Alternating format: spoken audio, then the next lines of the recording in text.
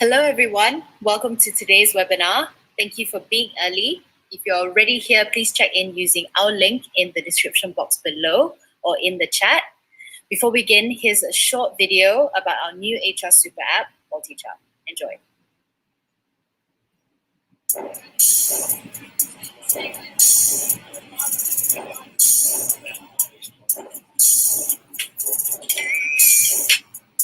Oh no! Does your company have these problems? Meet AltHR, the super app for companies. AltHR is not your typical HR solution. To start, we designed and tested this with more than 1,500 DG employees. But it doesn't matter what your company size is. You can still use AltHR. If you have existing HR policies, you can easily plug them into AltHR. If not, let us help your company adopt the latest HR practices that we've tested with DG's HR team. Say goodbye to stacks of papers and complex spreadsheets. Say goodbye to manual works and hours spent on administrative tasks. With AltHR, you can easily carry out HR processes with our clean and simple user interface. Easy for your employees, painless for your HR. Perform HR operations such as leave management, expense claims to new hire onboarding. Keep your employees happy and manage their well-being with case management, checklists, and highlights. If that's not enough, we have more. Be it to adapt to the new normal or to enable your teams to be more agile, you can check out our attendance and time tracking module. With AltHR, clock in and clock out by just using a smartphone to have an even simpler digital management of all attendance data. Punch cards no longer needed. In services, your employees can purchase vouchers, pay their utility bills, mobile reloads, and other essential services from inside AltHR itself. Have you heard of an HR app that does this? Your employees deserve the best. Let us help you with that.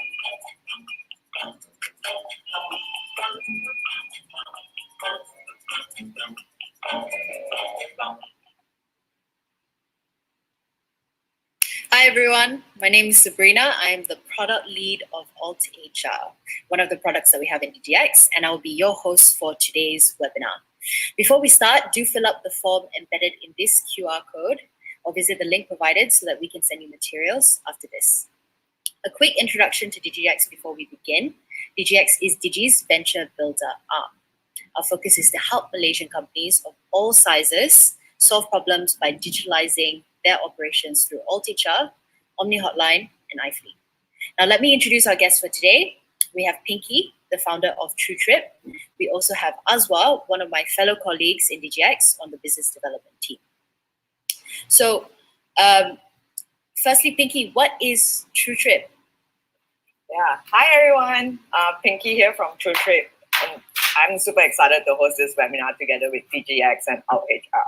So Sabrina was asking what is Trutrip, right? So just to give you a little bit of introduction, over the years, my founding team and I has always been an avid business traveler, and we have actually racked up an embarrassing amount of air miles. So in those years that I traveled for business, especially in my last role in Facebook, oftentimes I noticed there are actually huge solution gaps that exist for many companies, especially SMEs when it comes to travel management.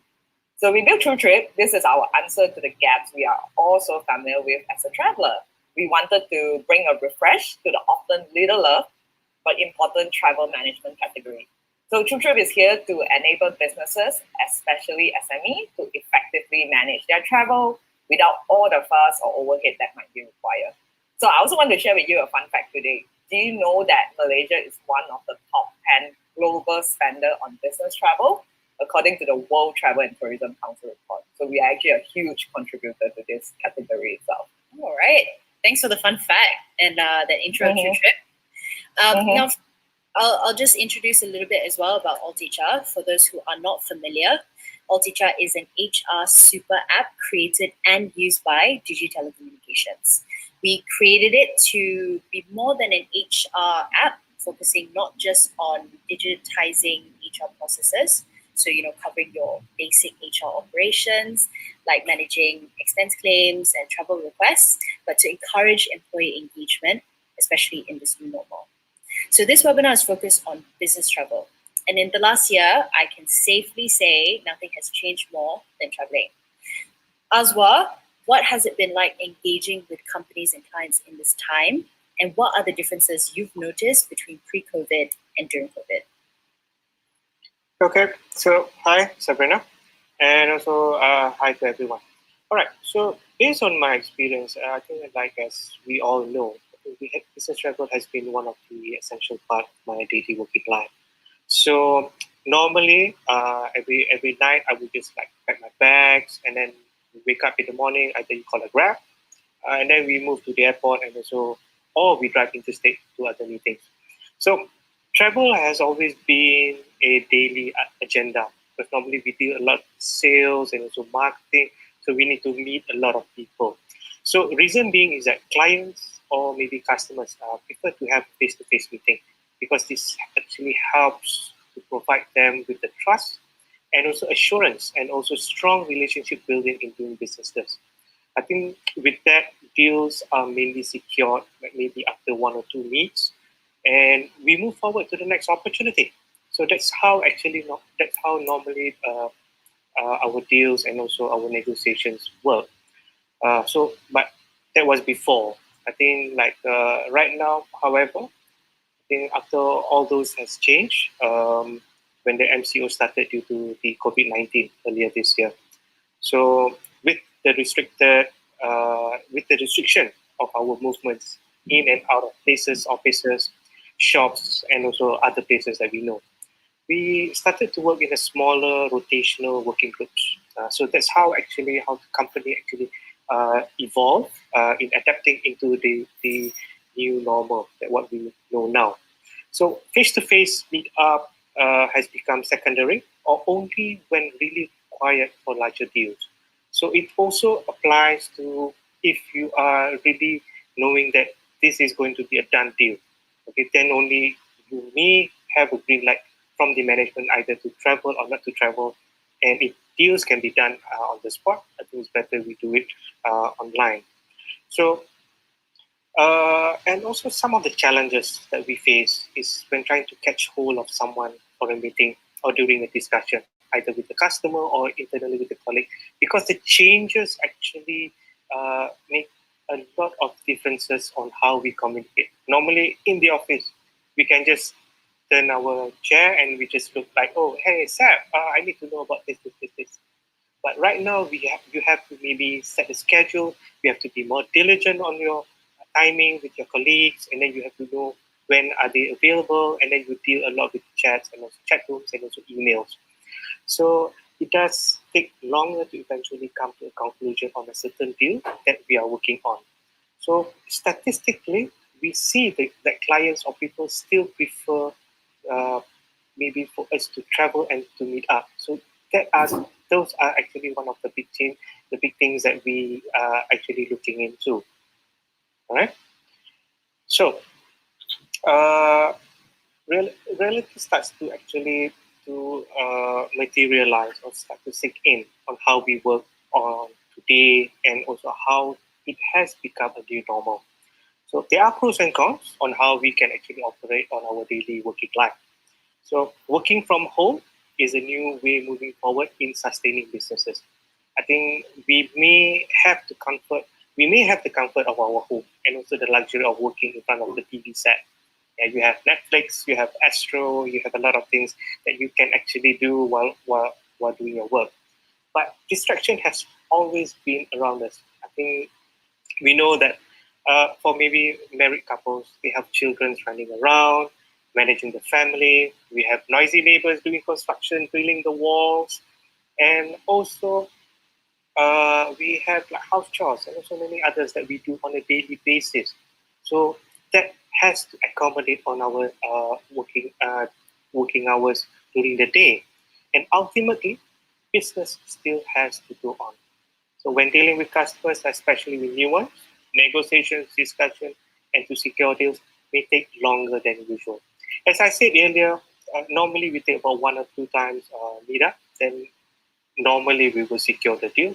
But right now, it may take up to 4 or 5 or maybe more video meets just to get the message across, just to get the understanding of what they require and what we are able to provide. So we do understand that this is to maintain the safety and health of our well-being, so of people around us, and not just for the purpose of businesses. So GLCs, MNCs, and even SMEs, also as what we can see, starts to accept conducting online business meetings. So it may be similar to online shopping, but on a larger scale, right? So yeah, before I end, maybe I think looking at ourselves after the COVID-19 pandemic, I do foresee that we may be going through this a bit more longer, because it already being adapted to how we actually do business and how we can start to trust people on the other side of the screen to do business with. Right? Traveling may persist, but maybe very minimal. More safety precautions will be taken into account on business travels compared to the face-to-face. Yeah. So those are some of my insights on this. Yeah. Thank you. Thank you. And Pinky, what are your thoughts on business travel in this time? Yeah, thanks Azwa for sharing. Very insightful, right? So, I mean, let's do a quick flashback to 2019. Traveling for business has always been an autopilot, like what Azwa was also talking about, right? As a traveler and as a business, we know what's our favorite flight time. We know how long it takes to cross some of the immigration line and how to book our business travel and process it. However, given the event of 2020, travel has changed so much. Travel has never felt more complicated. It has been in everyone's mind, right? Like, when can we travel again? How can we travel safely? I need to travel for a business meeting, but how? I actually we believe that we are entering the conflict and early recovery stage. Businesses need to travel more than ever, but at the same time, there's an increased concern around the cost and risk associated with travel. As mentioned in my intro, Malaysia is one of the top 10 countries that contributed to business travel. Most businesses we talk to have a large proportion of travel that's a bit more essential, like supporting equipment installation, helping with sales for those who doesn't have on-ground sales team, meeting important suppliers, and perhaps even survival itself. Even for those not dealing with some physical need to be at the location, research has shown that you get 2 times more conversion rate if people meet in person for business. Especially relationship, right? It is a big driving force for business. In Asia, we are very sociable creature. Also, do you know that handshake and physical contact creates this hormone called oxytocin, which promotes bonding and relationship? So now more than ever, having a strong relationship is very important for your business and recovery itself. So if we can go to the next slide, please. Yeah. Meanwhile, let's take a look closer to our country. Domestic travel has consistent recovery since April to September. Of course, the lockdown in October had an impact, but it is still better than June. Also, over 6 million Malaysians have traveled since then. This shows that travel is still happening and necessary in Malaysia. So Malaysian airport operator, KLIA, has also reported that this steady increase of traveler is a sign of public regaining confidence in air safety. This is what I meant by conflicted recovery earlier. We have the need to travel, but we also have certain conflict and barriers. Also, next slide, please. Also, if you're wondering how we are compared to other countries, we took a look at London and NYC, New York. Our domestic travel is behaving very similar to them. This shows that travel is still critical to many markets. Meanwhile, if you look at internationally, of course, Malaysia recovery is definitely a little bit behind. This could be due to 2 factors, right? One, because our government are more cautious and have restrictions on international outbound travel. There are also more complexity, especially from the healthcare angle. So, example, in Europe, if you are from London, if you fall sick anywhere in EU, you will still be treated accordingly. So, we are definitely in a new normal with COVID-19, and without a doubt, we are in a new era of travel too.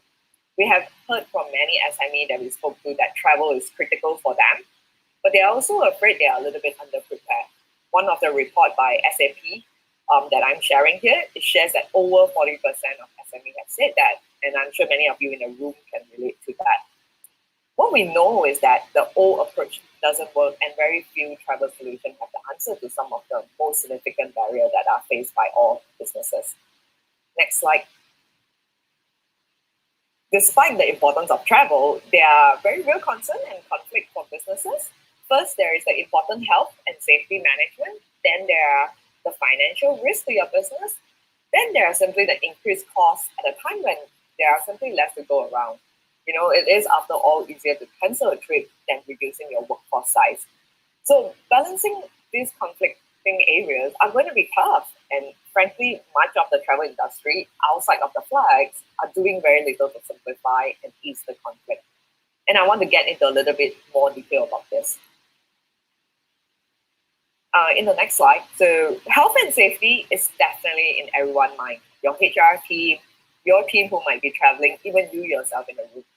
The question that everyone has is, does traveling impose more risk to my well-being? There have been multiple studies that the risk of catching COVID on the plane is slimmer than catching it from the supermarket, or in Malaysia case, when we hang out in the mama. What is crucial is to know the different travel and risk information. Let's take an example. If you want to send your team to either Indonesia or Singapore, Indonesia might not be the best choice right now with the increasing COVID cases compared to Singapore, which have very minimal local cases for a while. It is important to maintain accurate information at all times. There are companies like International SOS, World Aware, Riskline that have important information, real-time information like this. And with Trutrip, we actually partner with Riskline to make this accessible to businesses without the high cost. In the next slide, another barrier that businesses face is financial risk. It is important to keep in mind that if something goes wrong, do you have the financial reserve to overcome the issue? For an example, it is employer legal obligation to look after their employee if they fall sick while traveling. Beyond this legal obligation, when an organization looks after their employee, it will also reflect positively on their business. So a quick tip here would be to ensure that your team are on travel insurance that covers COVID-19. In the last few months, there are definitely more insurers ready to cover that through their travel insurance as compared to early this year in March and April. With Trutrip, we are also working with an international insurance provider through our platform to offer that. So another angle to also mitigate your financial risk, to keep an eye on the rise of travel costs for certain travel bubbles. When travel bubbles are opening up, example for Singapore and Hong Kong, the air ticket went up by 3 times, which was roughly 3,000 ringgit return flight, right? When previously it was only 1/3 of the price usually. So it is always important to have also a solution that gives you a lower cost option. So on the next slide, we wanted to share a little bit more that tie also quite closely to finance, which is cost management. As these years goes by, the balance between investment and cost has never been more sensitive. It is extremely important to minimize the cost from your travel disruption. There's a need to be more careful and agile with situation constantly changing. What business need to think of is a travel policy that can keep up with your ever-changing situation, but also equally important at improving compliance and driving safety. With Trutrip, we allow you to set up a very flexible travel policy that only shows X amount over the lower cost. Do you know that a great policy can have you save up to 35%, and that means a lot. If you can keep your travel costs low and also have the better visibility on your investment for travel, this could very well help a business towards its recovery. A research has says that every dollar you spend on travel can bring back $12 in return. I'm sure Azwa can also, confirm that. Yeah. My final point that I want to share today in the next slide is that it's all about the digital advantage. Now more than ever, digital play a big role to our business. With digital, you remove the manual way of operating that are causing a huge burden to your team. Example, with a digital travel management platform, it gives you the lower cost option without the manual booking fee. Can you imagine how much you could save without needing to pay for an agent cost? On top of that, you also help your team to save time because everything can be done online. Like what many business owners would have said, right? Time is money. Also with digital, you can get all the real-time health and safety information at one place. Can you imagine if you have printed all the documents for the health and safety and one day later it all changed? With digital, you wouldn't have that problem because your team can check it online. Last but not least, digitizing your whole business travel process also give your employee the empowerment. McKinsey has a research that says Asian business traveler much more prefer to book travel themselves than through another agent. And with that, a digital platform can actually help to solve a lot of that problem. You don't need to have 10 emails exchanging or just to want to book one air ticket, right? And everything can be done online. That is a really big advantage to save everyone time. So digital can really play up your advantage. We can help you with reducing costs, time, and always getting the right real-time information. There's no better time than now to go digital.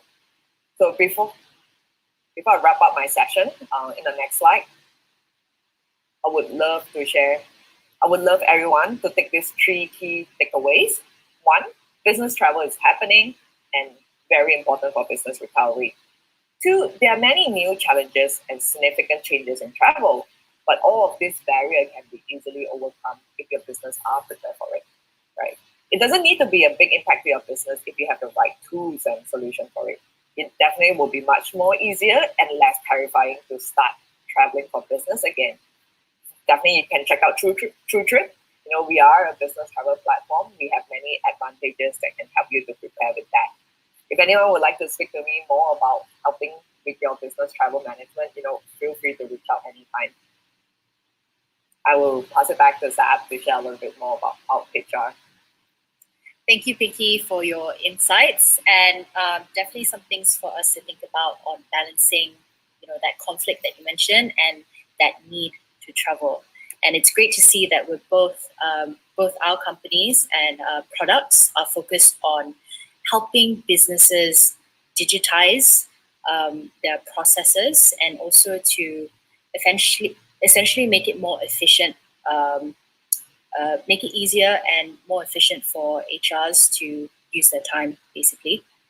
So on the topic of business travel, I think it's really important to highlight employee well-being and engagement. For many companies preparing to resume business travel, a study showed that 91% of Asia-Pacific business travelers are concerned about resuming travel.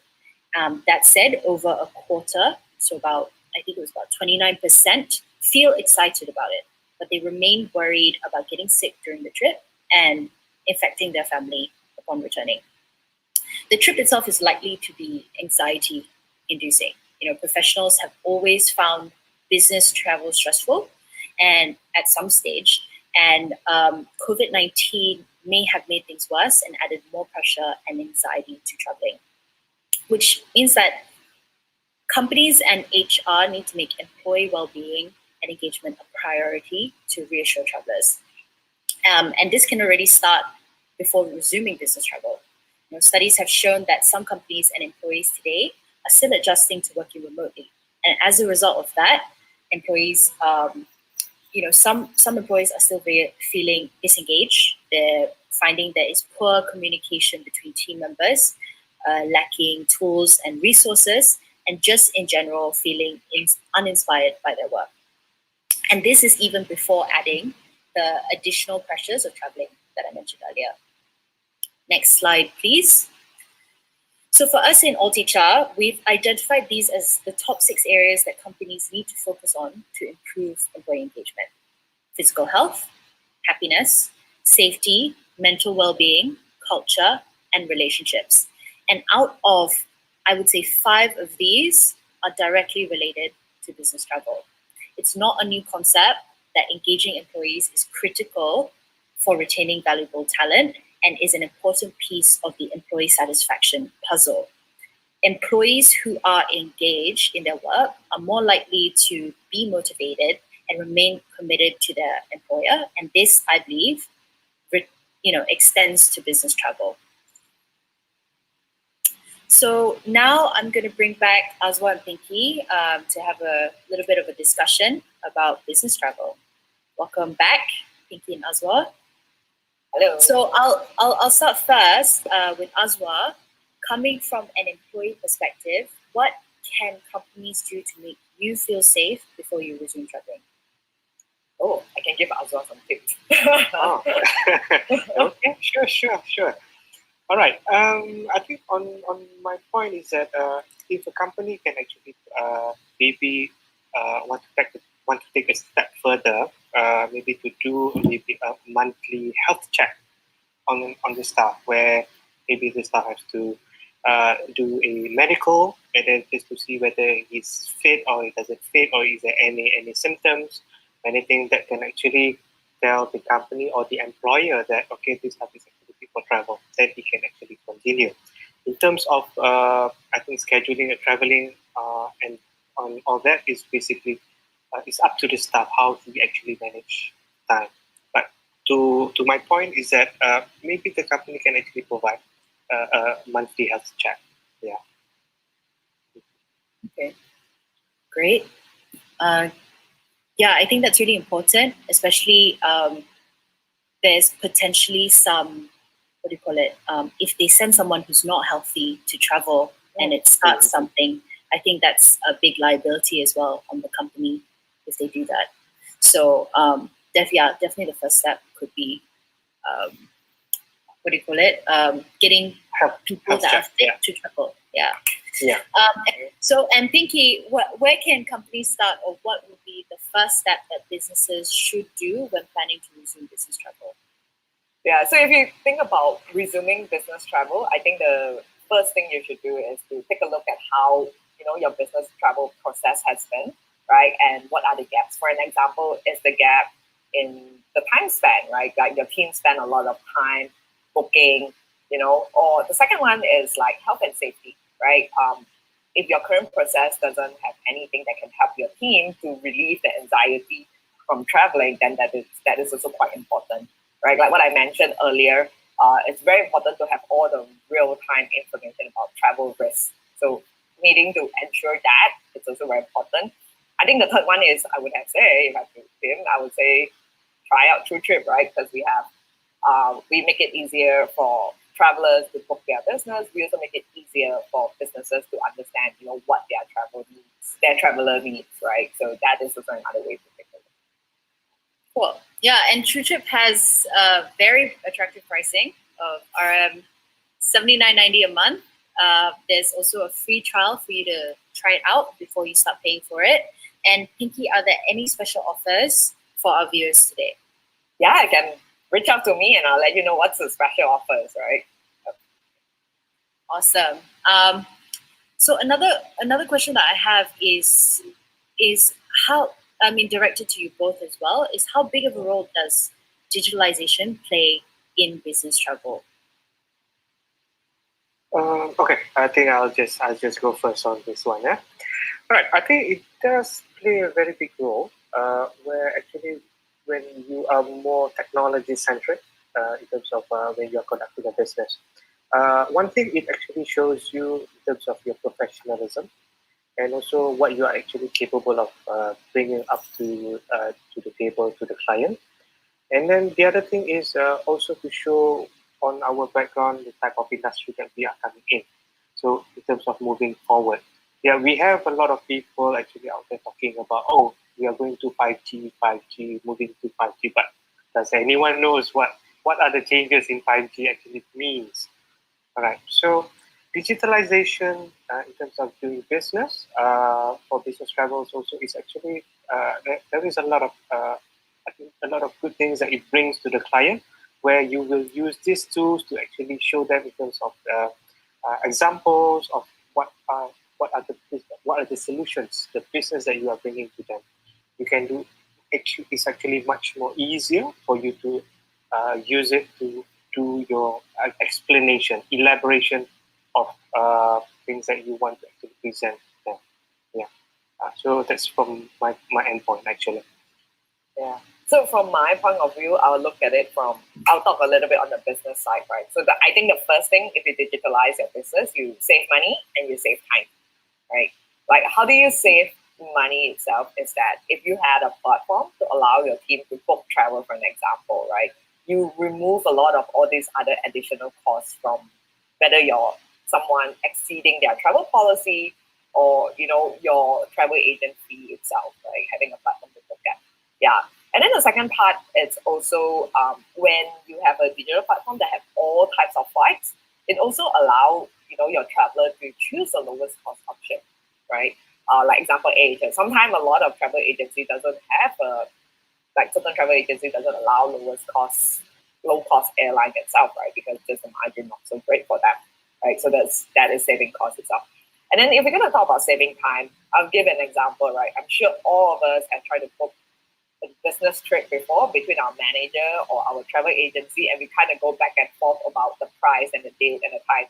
Before you realize, I don't know if Azwa you ever have gone there, you suddenly have a 15 email just to book one flight to Thailand, right? Oh yes, I do have that. Yeah, I've had that experience. I think it was somewhere early this year.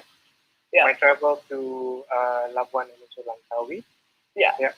Trying to choose which flight to take, which hotel, what type of room that I'm actually capable, or maybe within the approval rate of the company. Yeah. So can you imagine if you use a digital platform for that, everything can be just done online, right? So imagine Azwa can just click, okay, I like this hotel, this time suits me, this price suits me, and it can route to, example, your manager, and they can just approve it online. So you can imagine how much time a team could save, right? So that's about time saving, right? And I think the next thing about digitalization is always having the real-time information.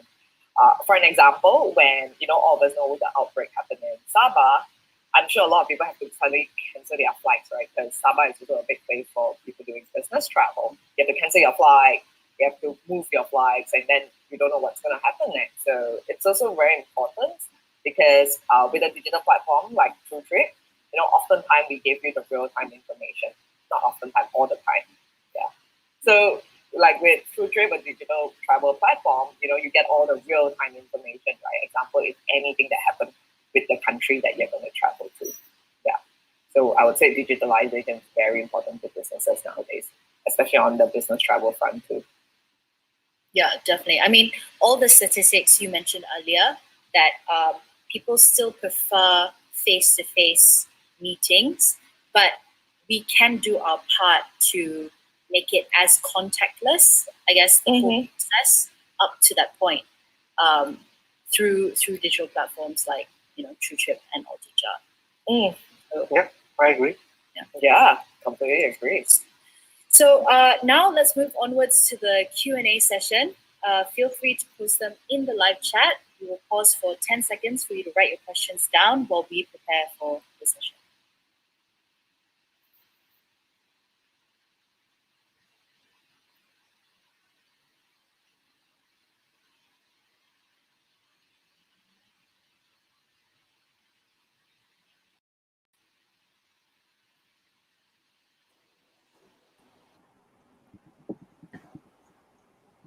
All right, let's get started.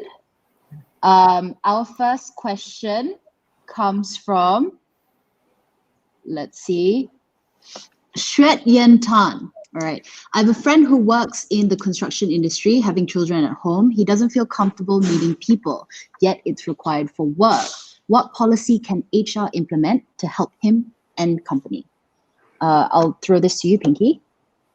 Yeah. So my recommendation is also for the HR to also understand the team, right? If they have concern, they should have the opportunity to work from home. And I think the other question is that in the construction industry, does he require travel, or is just more of him having to go to the construction site and deal with the rest of the team, right? So I think one thing is very important to understand how the employee feel, right? And giving them the opportunity to work from home, whether is it more of like doing through calls. I think another thing is also social distancing. If they really have to be at the site, how do you do social distancing, right? Yeah, because I think this question is also, I think, Zab, it would be interesting to hear from you, like from HR perspective too, right? Like how they can kind of advise the team on it. Yeah, I think for this, essentially, and it's never good to force an employee to do something. In this case, I would try and listen and be empathetic. Essentially, you don't want to spread things to your family, to your loved ones, and the people around you. So just listening and understanding where they're coming from I don't think there's a one policy that works across the board. I think it is something that every HR admin, every single employee, you have to listen and take into account what they have to say and then tweak accordingly and adjust. I don't think there's one policy. So I think definitely the first step to listen and understand, and then potential ideas can come from that. Yeah, I agree with Sab. I think that's also very important, right? Because it is important to make sure the team feels safe first. Definitely. I think requirements across companies, sentiments across employees, every single state, every single country is different. So there's really no one way, unfortunately. Sorry, Shwet Yen, there wasn't a clear answer there, but first start listening. So we shall move to the second question. I saw it pop up from Joe Fan. Since many are getting used to dealing businesses virtually and have invested a lot for better video conferencing, will business travel be the same when we recover post-COVID? I think I'll point this to Azwa. What are your thoughts on that? Okay, thanks Sabrina, thanks Jofan for the wonderful question. So basically on this part, I would say traveling may take a bit of time for it to actually recover after what is actually that we have already got through. So it may take a bit of time to pick up for people to start to traveling. But I think like once maybe I think what we have already heard in the news is that the vaccine is already around the corner, and countries all around the world are actually expressing their interest in having this for all their citizens.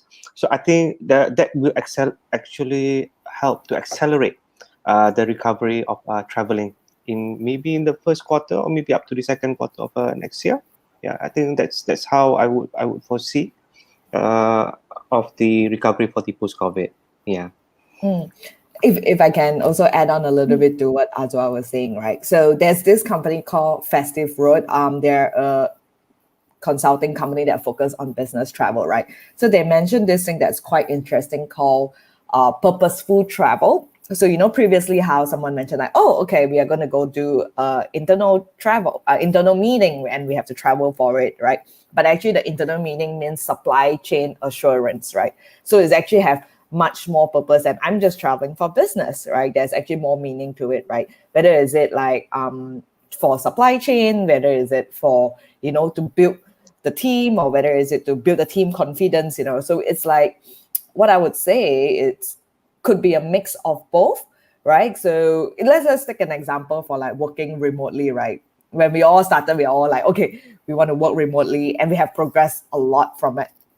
But after a few months, we realized that it is also important to have a mix of in person, right? Working together in the office. So I think it's also finding the balance. And I think that's what will happen to business travel too, finding the balance between meeting in person and also having video conferencing itself. Yeah. Okay. Actually, that was interesting what was raised in terms of vaccines. Side question, with the latest development on vaccines, Pinky, what are your predictions for business travel in a post-vaccine world? Yeah.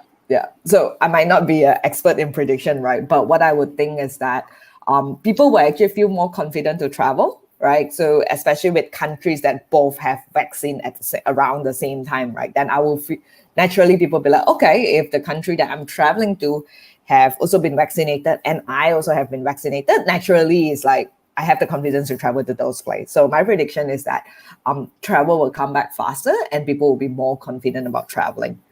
Oh, yeah, I would love to know about what Azwa think about it too, about the vaccine. Yeah. Like, does a vaccine, Azwa, from a business traveler's perspective, does a vaccine or a promise of a vaccine make you feel safer? No, definitely. Because when you are going out somewhere, and that in terms of the population, the people, and then also the situation where the location or has been vaccinated. So it actually gives you a sense of safety, a sense of assurance, okay, that you are actually being how would I say being protected in to a certain extent that the COVID-19 will have some difficulty trying to attach to us. Yeah. Cool. Yeah. So All right. yeah. Mhm. We have a question from SABBYT54. Should employers be held responsible then to ensure their employees are vaccinated before they travel? Pinky, any thoughts on this one? I think my thoughts is to raise it to your employer if they are requiring you, if your your role and your job require you to travel. I think it's very important to raise it to the employer that to get vaccinated, right? And at the end of the day, I think what I mentioned earlier, it's always the employer legal obligation to make sure that their business traveler are safe. So I think it's a very good point to bring up the employer. If you want me to travel, is there a way to help me to get vaccinated earlier too, right? So I think it's a two-way conversation to kind of, because it is also a very new environment for everyone, right? Including to the employer itself. So if the employee bring it up, I'm sure the employer will listen and, both ways could figure it out, like what are the next step. Yeah. Yeah, on that, I think, going to previously pre-COVID, I think if you go to countries that require malaria vaccinations or that sort of thing, I think this will just be another thing added onto the list as a health check before you go, or requirements potentially. Yeah, it is. So next question from Shwetyen again. Any recommendation on how a company can implement a risk assessment and precautionary measures to lower infection risk when travel is still required? Thank you. Yeah, I kind of have to answer this. Yeah, so I think the first thing the company need to do is to understand where the team is traveling to, right? And then get all the kind of details of pre, during, and post-travel requirements, right? Because then, because what have been happening is all these different countries have all these requirements to actually kind of help to minimize the risk, right? So it's very important to know about that part. I think the second thing is also like, I'm just going to give an example from Trutrip, right? So Trutrip, we actually have a traveler dashboard that we work with a company called Riskline, who have all this travel risk intelligence, right, that we pull in. And every manager itself could quickly see that, okay, if I have to send my team to this country, is it a high risk to travel? For an example, what I mentioned earlier, right? You don't want to send your team to a country that the infection is still on a rise, or there's a lockdown in the country, right? Travel is required, but those places are harder to go compared to going to somewhere like, for an example, Singapore, right? That they have very little COVID-19 cases now. So I think that is something that the company need to build on. Like, okay, where are the team traveling to? What are the risks traveling today? And what are all the different requirements needed to travel to those places? Yeah, I think I'm not in travel admin per se, but there are a lot of resources online on how to get started. I think that's something that they're all kind of similar on the same vein of, like what Oswald mentioned earlier about making sure there's a health check, making sure that they're healthy to travel, etc. But a lot of resources online on how you can get started. A simple checklist, for example, that you can run through with your management team to see if that's something that you want to take on within your company. So that's something else. Do we have another question? This one's from David. Once international travel picks up, will we see the same for commercial travel? Oh, Aswa, let's go with you. Do you feel like traveling for leisure as well?